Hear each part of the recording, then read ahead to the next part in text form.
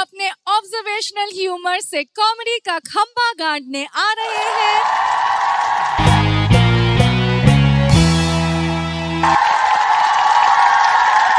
एक बार मैं एरोप्लेन से जा रहा था, आसमान में थे हम, लेकिन बाजू की सीट में एक नवाब साहब बैठे, वो भी कोई 90 साल के। मैंने कहा, नवाब साहब कहाँ जा रहे हैं? अमा खां भाई मियाँ, हम लड़की देखने जा रहे हैं। और मैंने कहा, आप लड़की देखने मतलब बहू को ढूंढने जा रहे हैं? बोले, लाहौल वाला कुव्वत मियाँ, हम अपनी बेगम को ढूंढने जा रहे हैं। भाई मैंने कहा, बेगम मतलब आपकी शादी नहीं हुई? बोले, दो हुई थी। मैंने कहा, वो कहाँ है? बोले, अब तो नहीं रही। मैंने कहा, नहीं रही इसका मतलब आप बेवा हो गए? बोले, यार खां, बेवा तो औरतें होती हैं मियाँ, हम यतीम हो गए।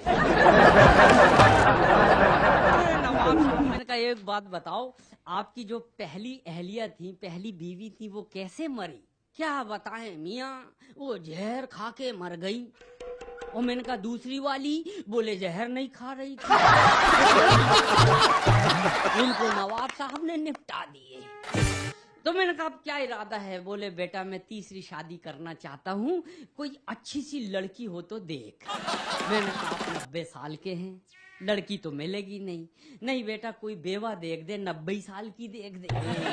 मैंने कहा, नवाब साहब 90 साल की तो कोई खातून मिलेगी नहीं, 45 साल की दो चले। नवाब साहब तो खुश हो गए, बोले, बेटा तूने तबीयत खुश कर दिया।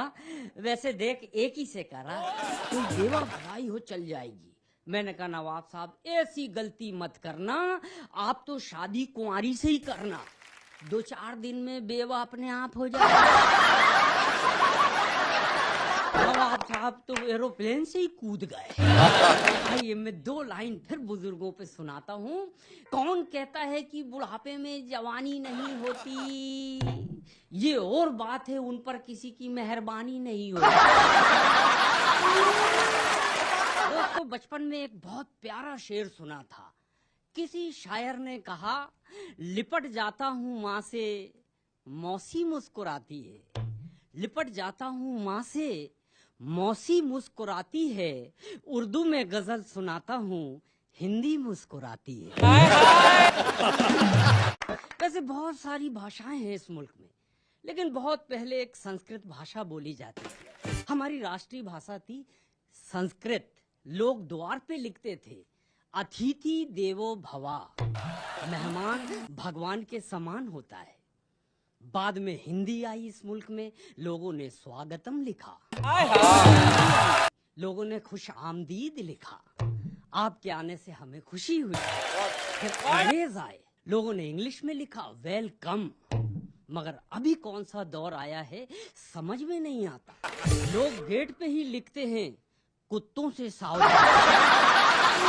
समझ में नहीं आता कुत्ता कौन, अंदर लेटा है या बाहर बैठा है। दौर बदल गया, लोग बदल गए, भाषाएं बदल गई। लेकिन मुझे याद है कि एक दिन मेरी माँ ने मुझसे पूछा, बेटा तमसो माँ ज्योतिर्गमय का क्या मतलब होता है? संस्कृत तो अपने को भी नहीं आती, मगर माँ की रिदम पकड़ा और वहीं बोल दिया। जैसे ही माँ ने पूछी, तमसो माँ ज्योतिर्गमय का क्या मतलब है? मैंने कहा, माँ तुम सो जाओ, मैं ज्योति के घर जा रहा हूँ। एक कवि सम्मेलन में साउथ गया, मद्रास, जिसको अब चेन्नई बोलते हैं। मैंने वहाँ के लोगों से पूछा, मैंने कहा, पहले इसका नाम मद्रास था, मद्रास बोलते थे, आप लोगों ने इसका नाम चेन्नई क्यों किया? एक आदमी बोला, जी हमारे यहाँ सब लुंगी पहनता है, उसमें चैन नहीं होता,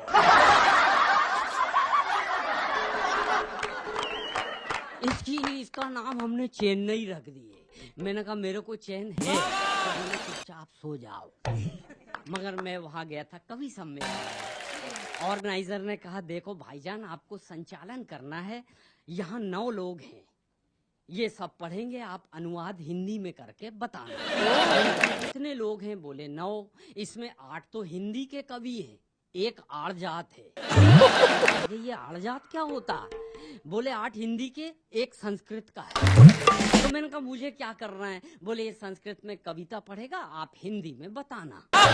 मैं उनको पकड़ के पीछे ले गया स्टेज के। मैंने कहा ये बताओ, सामने जितने लोग बैठे हैं, ऑडियंस बैठी है, क्या इनको संस्कृत आती है? बोले नहीं। मैंने कहा तब तो बता देंगे। हाँ, उसमें खतरा ही काय का था? उनको भी नहीं आती, अपने को भी नहीं आती। ऑडियंस से बात बोलेंगे, जो बोलेंगे सब समझेंगे हाँ यार अर्थ यही होता है। मैंने उस कवि को खड़े किया। कवि ने डायरी खोला, पहली लाइन पढ़ा, स्त्रियः चरित्रम पुरुषस्य भाग्यम्। मैंने थोड़ा सा कान लगाया, रिदम पकड़ा उसकी। उसने पढ़ा स्त्रियः चरित्रम पुरुषस्य भाग्यम। मैंने कहा ये कवि कह रहा है स्त्री का चरित्र देख के पुरुष भाग गया। उसने दूसरी लाइन पढ़ा, न जाना कि देवो कुतु मनुष्यम, न जाना कि देवो कुतु मनुष्यम। मैंने कहा ये कवि कह रहा है उसे देवता नहीं जान पाए, कुत्ता क्या जान पाएगा।